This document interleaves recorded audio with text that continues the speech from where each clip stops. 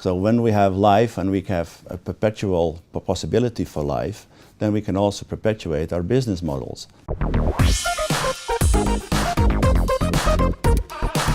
So Arend, you're releasing an upcoming book titled Coltan, Congo's Curse. Now this is on a specific conflict, so tell us why you decided this conflict first of all, and can you give us a little overview of the book? Yes, so I decided to use this conflict that's been going on since more or less 1994, since the massacre in Kigali in Rwanda, and then forces from those that conflict in Rwanda, they started to flee Rwanda and going into the Congo area, and then the upcoming mobile phone industry needed coltan as a mineral to produce the cell phones, so that coincided. But then, of course, the one who had access to that mineral started trying to control it. And then people there who were living in that area, the local people, were enforced to migrate, and a lot of refugees started to develop. And so this conflict then became militarized. People were killed, women were raped, everything else started to happen.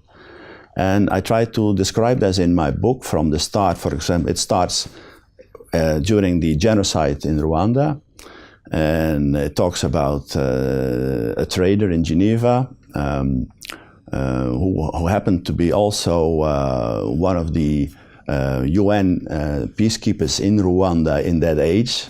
And at this moment, today, as it plays today at the moment, he is related because he is a trader in coltan, and somehow his past is chasing up with him, and he goes back to Congo to put an end to the conflict, and that's the idea of the book.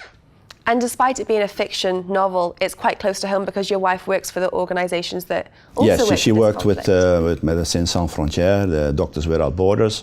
So I have a lot of insights from that angle.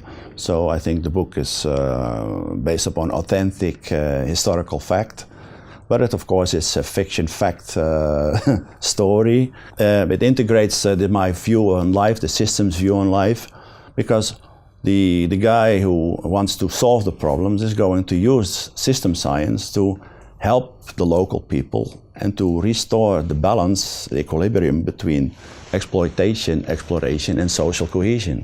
That's the idea of the book.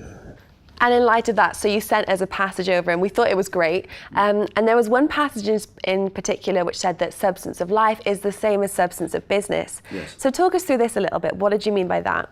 Well, without life, can there be business? I mean, that's more or less the answer to that. So when we have life and we have a perpetual possibility for life, then we can also perpetuate our business models, but as long as they are in line with the carrying capacity of the earth. So life equals business, business equals life. There is no... So when we, for example, the conflict in Africa, people get decimated, 4 million people died because of the business.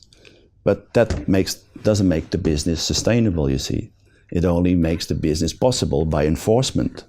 This enforcement, trying to control the mineral trade, leads to an X number of relations, network problems. And that's what I'm trying to describe. And another topic that was throughout the book consistently was systematic thinkers. So what is a systematic thinker? Well, the systematic thinker, we can see it at the screen, is that a man, we are the first source of perception of the reality we see. We create reality by thoughts and thinking.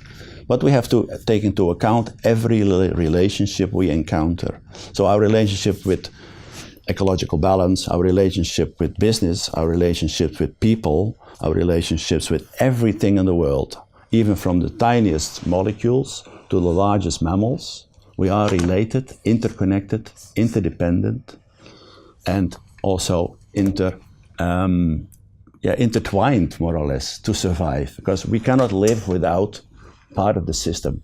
The system needs to be complete in order to survive.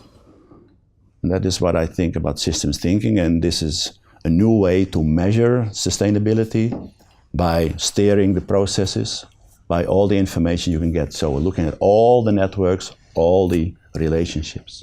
Well, you've definitely given us something to think about, so thank you so much for coming in today and sharing your insights. Well, thank you very much for inviting me. You're welcome.